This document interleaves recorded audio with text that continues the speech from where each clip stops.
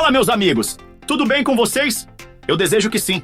Se ajeita no sofá, prepara aquele balde de pipoca e segura o coração porque hoje o papo é reto, é dramático e é polêmico.